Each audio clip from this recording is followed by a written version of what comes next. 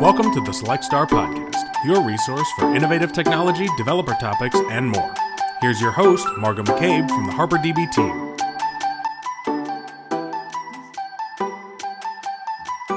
All right. Hello, everyone. Welcome back to the Select Star Podcast. I know we had a little bit of a break between the last episode and now, so thanks for tuning back in. Today, I am chatting with Bria Sullivan, which I'm really excited about. She's the CTO of Honeybee Games, which we will learn a little bit more about, but thanks for joining us today. Hi, I'm so happy to be here. And where are you calling in from? I saw that it looks like you're back and forth between New York and California. Yeah, right now my main base is in Southern California. I'm just outside of LA right now. Okay. Mhm. I'm a little bit jealous. I've been wanting to have a LA visit, something near the water recently. So a little jealous with this warm weather. Oh yeah, it's getting pretty hot, but I was thinking after I do this interview, I was thinking of taking the dog to the dog beach. So at least to like soak in some of the weather. That's awesome. I didn't know there were specific dog beaches, but I need to see that at some point. Very cool. Well, so yeah, before we jump into it, why don't you share a little bit about just kind of who you are, your journey into tech, kind of how you got to what you're working on now. Would love to learn a little bit more. Sure. Let's see. I guess I can go backwards if that works. Yeah, sure. Sure. Right now, I am the CTO and founder of Honeybee Games. It's an independent game studio. We make mobile games about boba, bubble tea, other people call it, and hopefully other stuff in the future. But right now, that's what we focus on. Prior to being the CTO and also many other roles for this company, I was a software engineer at Google for almost 5 years. Prior to that, I was a PM in data science, I was a PM at Microsoft. And before that, I was in college for computer science. In college, I used to make mobile apps as a lot of like mobile app side projects. But I chose people always ask this, so I'll just include it. But I did not know anything about my major when I joined. I just chose a major at random. And I feel like there was just some universal force out there that planted the seed because I did not know what programming was when I got to college. And I just chose it like basically out of thin air.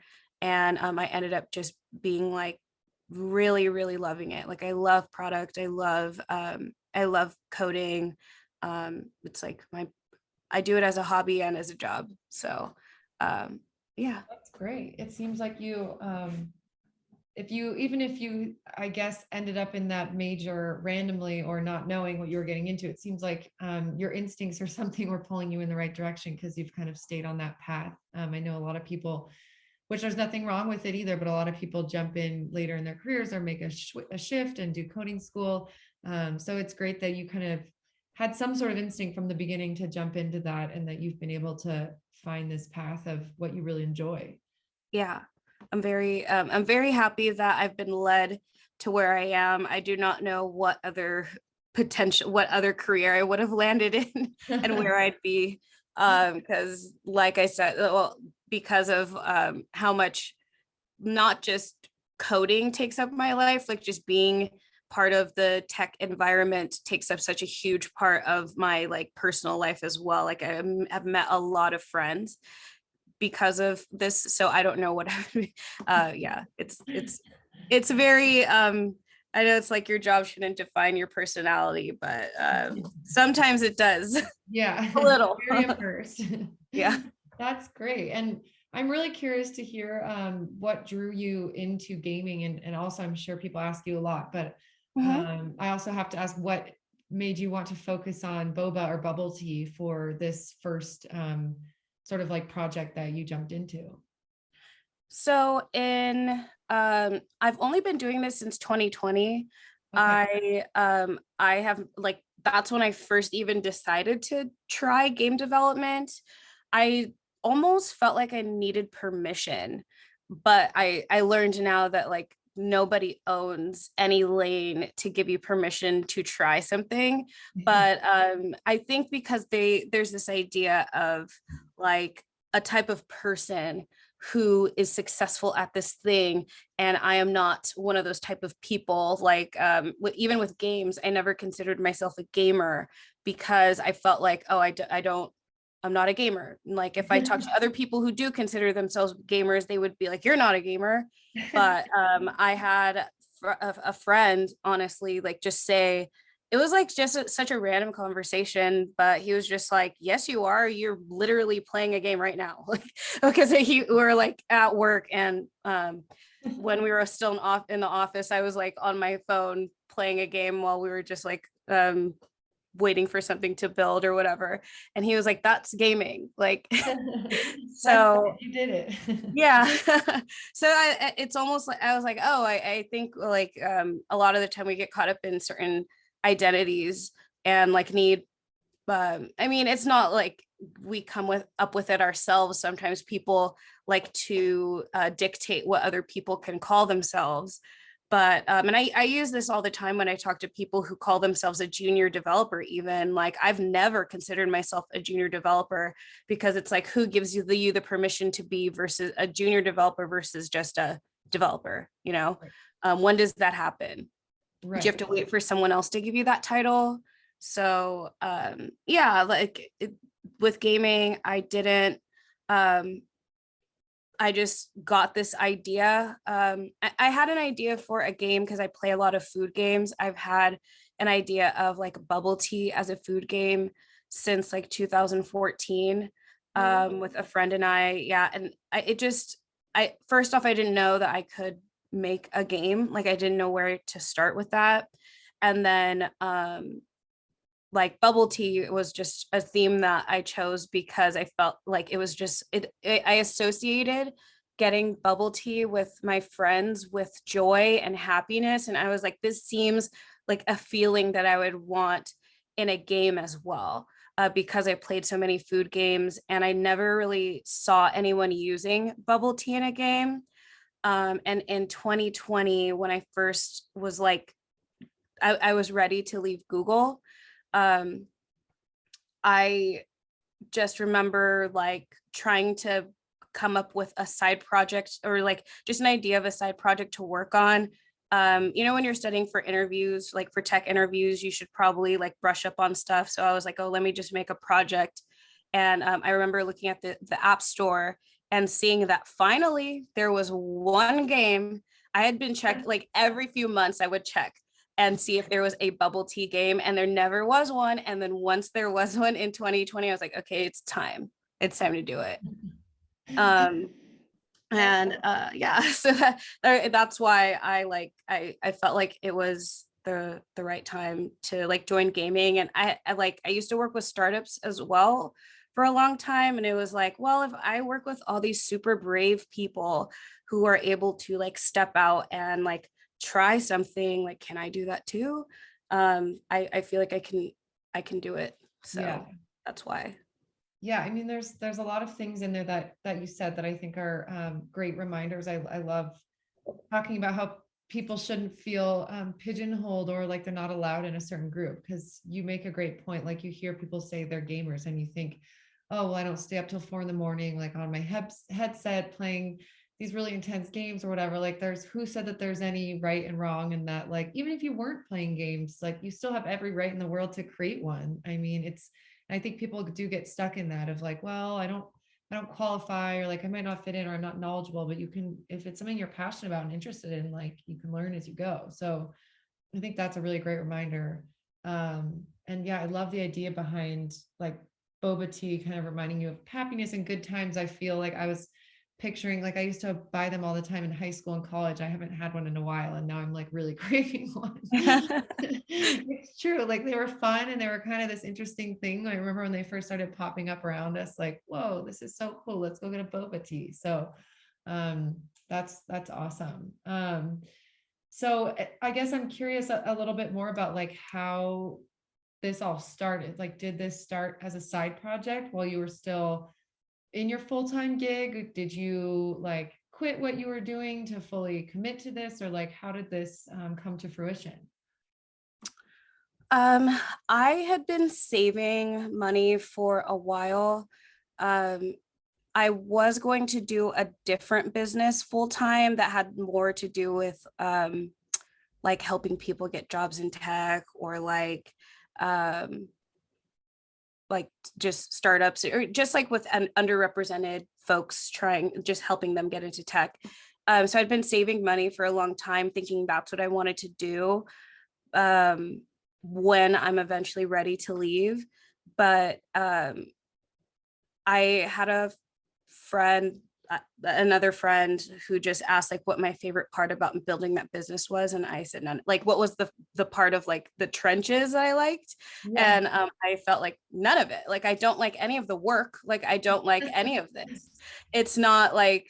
But what I like is what it's helping people do. Like, I like the results. I don't like the work of it. And then, so I had basically already been in a place of like preparing my life for an eventual jump.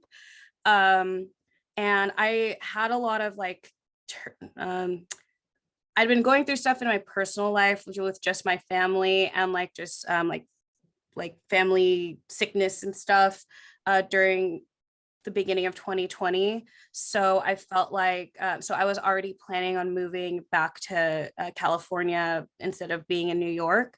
um so once I had like, I don't suggest everyone do this, but I had already been laying the foundation for a while and like preparing my life. I put together spreadsheets. Like, I was all about like, how much am I going to have to spend, like if I wanted to like start a business, or like what is my new budget if I started a business. So in February 2020, I kind of just like, I worked on the project for a few weeks and I was like, I like this. I'm going to quit my job. So I did that. So I didn't work that hard. I didn't do much work. I did not do much work while working Right. at Google. I would say with maybe just the learning part of it, maybe a few months. But I had already been preparing for a long time Okay. because I felt like it didn't really matter if something worked or not, because I had saved enough that I could like take a few years off. And I could also have just done nothing these past few years too, and then I would probably like, it would be the same. Right. So yeah. Okay. Interesting. So yeah, you kind of knew all along that something like this would be where you would end up. You just didn't know exactly yet what it would be. So that's really cool. You were almost preparing for something like with an open-ended expectation of like, I have a couple ideas of what I might do, but I'm just going to prepare just in case. So Yes. seems like a really smart idea to me to do it that way. But yeah, as you said, like that's not the only way. And I know that there's some people that come up with ideas and take a plunge and do it all just within like a couple months. So it kind of depends like what your strengths are and how you like to work. Right. And also the other thing that like, because of what was going on in my family at the time, I felt like um so I was living in New York, my entire family's in California, and I did a lot of like public stuff and a lot of career traveling and a lot of career chasing. I was always on the move.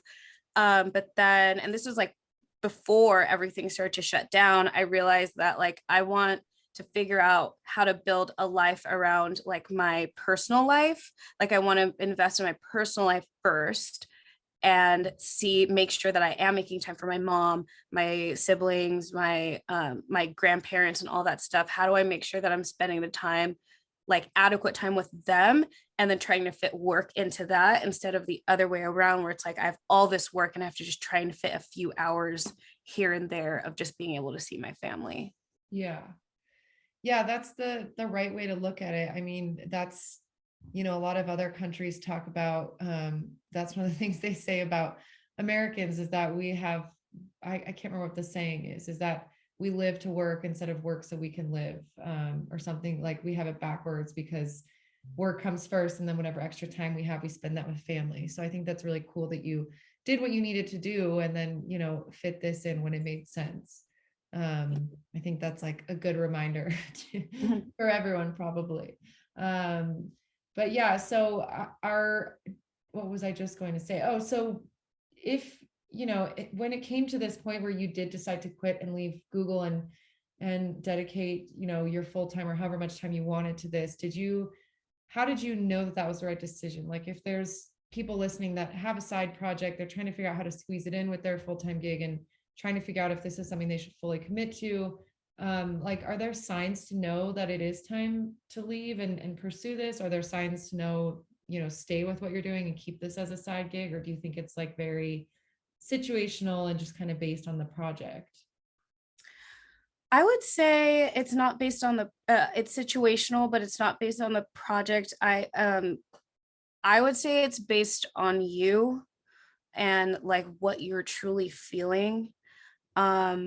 Because I know a lot of people that like, and this is probably a very smart thing to do as well, is like they try to replace their salary with their side project first, and then they jump. But I did not do that. But I feel like the ideas, like, I don't know, there's plenty of ideas. Who's to know if something's going to work out, and you can't really make that an expectation because like you really have no idea what the output is going to be. And like also having emotional attachments to outcomes can be a little bit rough, I would say. Yeah, it really just depends for it, like on the person. It just, I would say timing. Like timing is probably the best time, like what to think about. For me, it was probably like the easiest time for me to take a risk because of the timing of what was going on in my personal life. And then it just so happens that there was a pandemic, in March 2020. And so I moved in with my family, and so I didn't have this rent anymore. And then there wasn't this pool of like all these different things. So I was able to scale back my lifestyle. So it's like, is there a time where you can like maybe reduce a couple bills, or like someone, like if you have a partner and they have they're feeling a little bit more stable in what they're doing, like always maybe having some type of anchor is, I feel like that's what matters, is having like, I would say have at least like a year plan, hopefully two. But I would say that I wouldn't ever try to leave because you're afraid of missing like a wave. Does that make sense? Yeah. Like a lot of times people are like, oh well, everyone's investing in this right now, I want to make sure to capitalize on that and all that stuff. And I feel like any type of like hysteria or franticness around it, if there's any like, oh, I need to because I don't want to miss this time or whatever, like although I did say timing, I more mean like your personal timing and not like what the world is doing timing. Don't do it because of FOMO. Yeah. But that happens so often. Like I in my prior world of working with startups as like a tech advisor or whatever, sometimes people are like, they'll change their entire stack because this new thing came out, because they're like, well, everyone is saying that this is a thing, like then I should do that. Or I would say like, yeah, just like, it's truly, I feel like getting to know yourself and like really listening to feel like if you are ready, like I feel like you know your life better than anyone else. Right. So yeah. Yeah, I mean, those are all really good tips. You mentioned, of course, have some sort of safety net or runway, or as you said, if you have a partner that they at least are in something stable if needed, like some way to be reducing expenses while you're taking this risk. Yeah, if you don't have that passion and you don't have that feeling that it is the right time and that it is something you want to do, like that's probably not going to set you up for success. Like if you're just kind of doing it because you think it might make a lot of money, or as you said, because everyone else is doing it, and your heart's not in it, then, when you don't have a boss to be answering to or a schedule or something, then who's to say that you're going to wake up every day and work on this and not go do whatever else you want to do? So I Yeah. think those are some really good tips. And it's interesting you brought up the pandemic. I think I read the other day that the percentage of like side projects, and like hobbies that are turning into actual money making businesses, whether it's a full-time gig or still just on the side, it has like been skyrocketing because all these people spent more time at home and have really been reevaluating, like, do I really enjoy what I'm doing?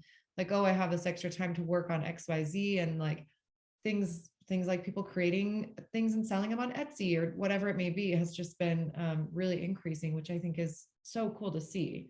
Oh my, that's like my favorite thing to hear, to hear. Like, I mean, like back to one of the questions that you had, like I was looking at other jobs within tech, but the majority of like really well paying jobs and stuff are making things that who cares? Like, I don't care. Like, I don't care about that. Like enterprise software that's going to make who cares about that? But like when we have these projects and hobbies and things, even if it like things like an Etsy store or in like making crafting, like you're making something beautiful for the world, like that it's not, maybe not for everyone, but there are people who really want that.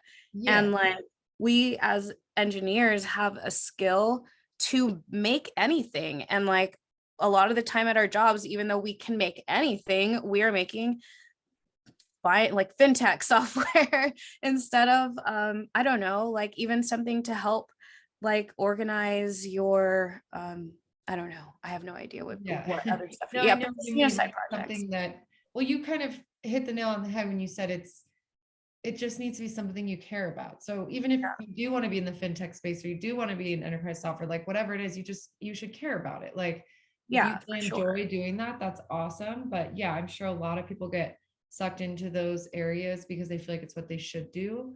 Instead of just thinking about like, do I really care about this? How is this improving other businesses or other people's lives? Like, just really taking it back to square one and looking at what you're spending your day-to-day doing. I mean, that's for me, like one reason I love being in the tech startup world, because every day, like it's sometimes unpredictable and every day is different. And I get to do fun things like chat with folks in the community like you. And like that for me is something that's important. Other people, that might sound like a nightmare. So it's like, you have to find things you care about and enjoy doing. And it seems like you've done a really good job of harnessing that. So Thank um, you. it's Yeah. cool Yeah, to no shade to people who want to who want oh, to make no, I like know.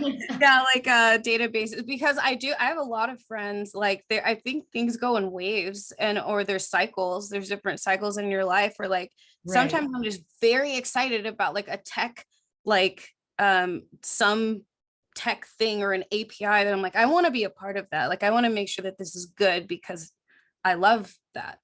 Right. Yeah. Yeah. And But I that's do feel all that that. matters, is that you have the interest there. And Mhm. yeah, it's cool. Those are good reminders. And I think um yeah, but I more and more people I'm talking to are just like having ideas for a side project they want to do. And it's like, hey, it can just start as a side project. Like you can start by dedicating like 5 hours a week to this and see if it goes anywhere. So as you said, it really depends on the person and the timing and the situation. Just kind of like piggybacking off of some of those tips you've already said, is there, like, when you think back throughout your career, from even like when you started in college and beyond, are there any pieces of advice, like whether good or bad, that have really stuck with you? I know, like for me, sometimes I've had someone give me some advice and I hear it in the back of my head and I'm like, that was so wrong. Or the other way around, where something you keep seeing a theme of, like that someone shared with you at some point that you'd want to share with other folks in your similar position? Sure. I would say the one that has consistently come back, like even to this day, is about building a community to lean on when you are, especially when you're like trying something new. Whether that's like if you're a new developer, or if like you're just joining, you're becoming a manager, making other, and not building a community, like you have to make a like a Slack community or something, but even just like making friends or reaching out to like other managers, like say you want to learn and be if you're a new manager, talk to other people who've been doing it. And like when I was joining games, just talking to other game developers, or like people that own their own indie game studio. They're people who are like way ahead of me, people who've sold, people who have done like every aspect in gaming, and just talking to them and being nice and like just getting to know each other. I feel like that has come up for me and been the biggest anchor, because like this is very lonely. Like this journey that I'm on can get very lonely, and being able to reach out to other people who are going through the same thing as me, and that, or who have been through it and are just a little bit farther along, I feel like that will always like bring me back to like, okay, I'm not crazy. I'm not in this alone. I feel like and I like that has come back even, when you're in college or a boot camp or something. People say that even though it's very, very like enticing to be like a shut-in, an introvert, because I am an introvert, those like communities really do help. And when I was planning on leaving, and this is prior to everything shutting down, I had a friend who'd been working for herself for a while, and she even said like make sure to have like a local community, and even just like if they don't work in what you're doing, but just to have friends and have someone you can talk to about things, just to like make sure that you're talking to people and not just like suffering on your own. I feel like Just that not has going come up so crazy. much. Yeah. Yeah.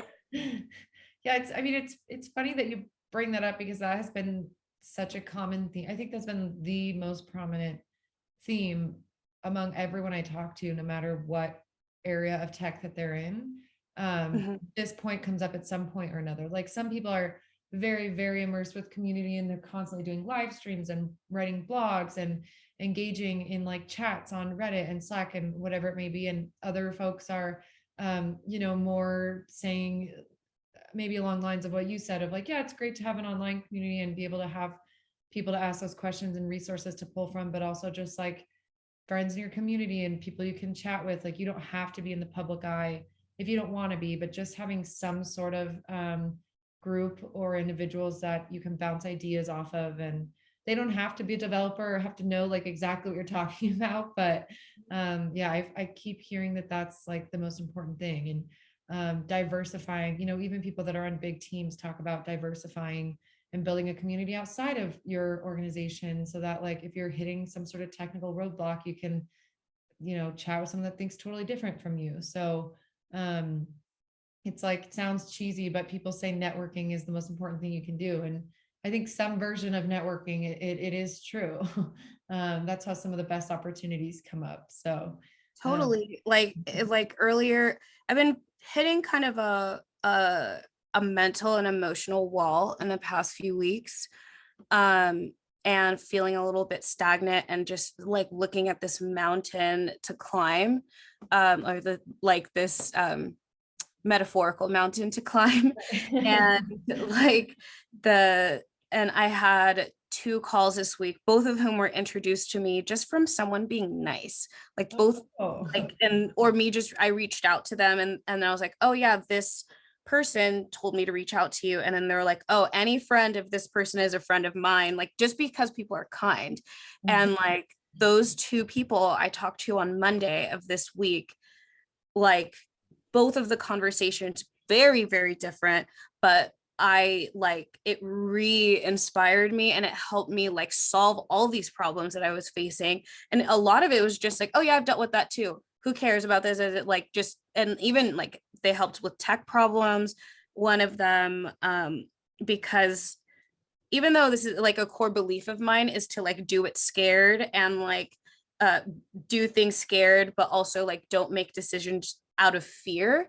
if that makes sense. I believe that, but I forget it. And even one of the people I was talking to on Monday, she was saying like, don't make this decision because you're scared something's going to happen to your family, or because you're scared of the recession, or all these things. Like, make sure you're always remember, like, go back to yourself and remember, like, ask yourself, am I like thinking of making this decision because I'm afraid of something going wrong or something happening? Right. Both of those conversations just like really helped. And like, and if I didn't have that, I would still just be in my head, like wondering like, oh, what am I gonna do? Yeah, I think people underestimate like how just energizing it can be to chat with the right people. Like, I sometimes leave a coffee meeting and it just boosts me for the whole week. And I'm like, wow, that person like had some really great advice and maybe they didn't even know, or even just like hearing people talk about what they're excited about and it gets you excited. Like, it just has this like ripple effect. And so, yeah, I think like always saying yes to those types of connections. Like you said, when you have a friend that reaches out and is like, I want to connect you with this person, even if you're feeling like an introvert day and not really wanting to, I think it's like almost always ends up being a boost in some way or another. For sure. I feel like I wasn't open, or some of them I wasn't that open because I was like in a bad mood or something. And I was like, but then they just introduced me anyway. But like, I would wonder if there's anybody listening that's similar to me, but like I never really had mentors until 2020. Like, I was always the one trying to help others and like invest in other people. Sorry. No worries. Shocked my dog's not barking back.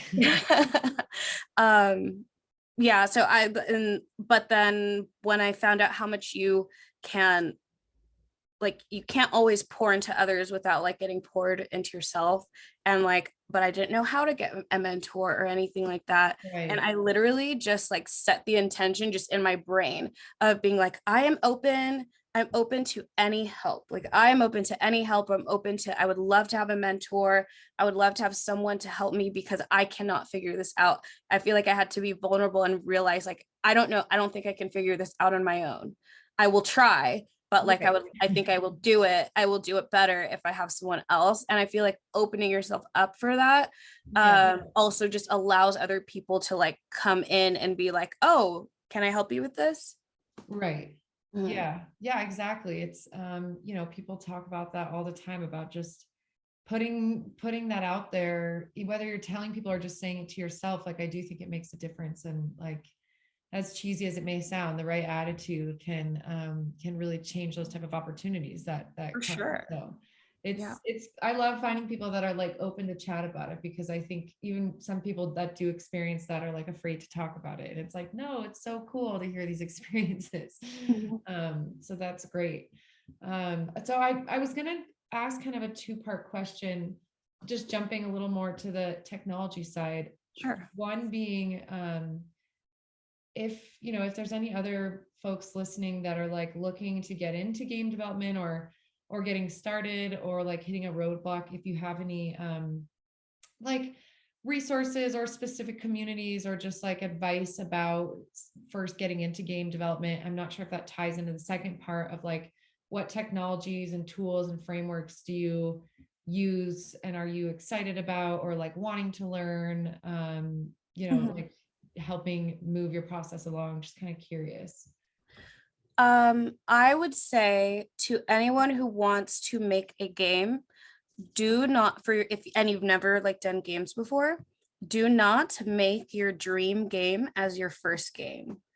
Okay. Like, do not do that. Like, because I think when people are like, oh, I have this great idea for this big thing and all this stuff, don't do that. Like, keep it in the back of your mind, but like, if you do that, it'll never happen. Like, you'll never finish it. And if you just because you have to be bad at it before you're good.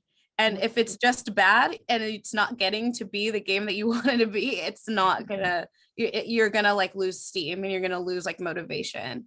Yeah. So don't do that. Don't waste your good idea on the first try.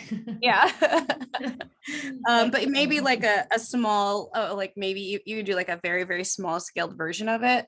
I always tell people, if you're going to work on your first game, try to make it as small that you can finish it as a side project in 2 to 3 months.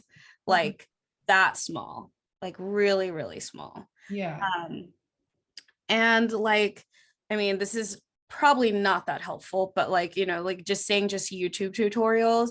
But I feel like if you can match, like finding an inspiration game that you can like find some type of like game mechanic that is like dropping and catching things or flinging Right. things or something like that, you're probably going to be better off and just trying to do that thing and then maybe applying a theme to it. And I would also say launch it and get it in front of people as soon as possible. Don't be a perfectionist.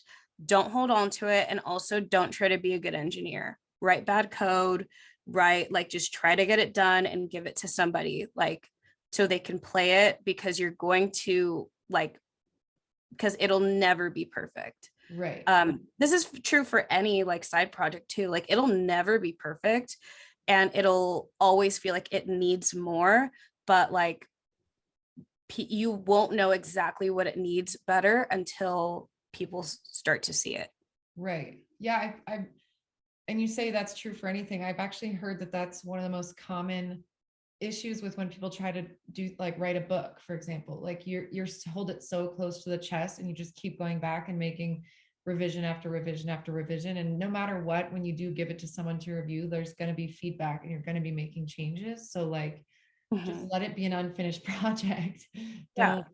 Don't like panic over, because whatever you think is perfect might not be perfect to whoever's playing it or reading it. So that's Right. a really You good might, point. yeah, I was just gonna say, and you might focus on the wrong thing. Right. Yeah, like I know a lot of people that like, and I've worked with some people that will focus so much on like the end game or level 100 or something like that. But this is also advice I got from a veteran in the business, and he was like, you don't know if people are going to even get past level 5. Right. Why are you worried about level 100? Yeah. Or why are you worried about the end? You need to make sure that people can even get through the beginning. Like the yeah, so Right. those are, I feel like my resources are more mental, because I feel like there's plenty of YouTube tutorials on where to start, like with games and like what engine, like choose an engine. Like just don't get caught up in analysis paralysis and just pick something and go for it and finish it. If you don't like it and you want to try different engine, do that after you finish the first one. Right. That's it. That Yeah. makes sense. Cool. And then yeah, for the second part, are there any like specific technologies or tools or either things like you'd recommend, or even if it's not related to game development, like just things that you're seeing that are coming out that you're really excited about? Things you have your eye on that you want to learn, or something that you've been using for a while? I don't utilize, people post like really cool stuff on the Unity asset store, um, of like different plugins or things to play around with. I don't like play around with them that much, Yeah. but I'm excited to one day, like once I Yeah. get the You time have more to. time. Yeah, I need more time because Boba Story has grown. Sorry, Boba Story is my latest game, Okay. and it's grown so quickly. And I just want, and so I have to focus on Boba Story primarily right now. Right. I would say one of the techs that a friend recently introduced me to this thing called Mega Cool. I'm very excited to play around with it. It's like it creates like GIFs and videos of gameplay while you're playing it, so you can share with people. Oh, cool. Yeah, I thought that was that's cool. So I'm excited to play around with that when I get a chance, because I would eventually like to do something like that. Yeah. That's really cool. Yeah, that reminds me, like someone was telling me that their teenage son, like one of him and his friends' favorite thing to do is just watch like YouTube videos of other people playing games, like not playing yourself, but to watch people playing them. And I'm like, that's so interesting that that's like becoming the next step in this of like, now it's entertainment. It's almost like watching a show to like see people that are really good at it share their, share their clips and their videos and like, Oh what yeah, they're that's like that's my like ever since joining this, I watch streams of other people playing games. It's like it's so fun because it feels like I'm playing. Yeah. Um, and like a lot of the like because a Boba Story is a very like visual game. I have gotten a lot of like fan pages on YouTube and TikTok of people just showing gameplay, and then they have like tons of followers and subscribers Wow, that's because so cool. it's literally just them playing the game. It's just organic marketing for you. So that's great. Yeah. That's awesome. Cool. Well, congrats on the success of your latest game and just what you've been up to. I actually just pulled Boba Story up on the App Store and I'm really curious to check it out. So Okay. Lots of cool stuff coming, hopefully. yeah, that's probably one of the most fun parts about being in the gaming world is like you can constantly be making changes and updates and like new features and whatever it may be. It's kind of like the possibilities are endless. So that's probably a really creative, fun space to be in. Yeah, it's also like and I tell people all the time that like I feel like a better engineer. You know all those questions in like tech interviews that are like find the shortest path to this or like find the shortest like how to manipulate this string. You have to actually do that in games. So they're not just making you do it for fun. so I have to actually do it. So now I'm like, well, if I ever do like feel the need to go back and be a full-time engineer again, I'm like, oh, I don't even I might not even need to study, hopefully. I probably will, but yeah, I feel that way a little bit sometimes. Well, that's good. The brain is constantly churning, and that's the best way to say it, stay young is what they say. So you're probably doing something right. Hopefully.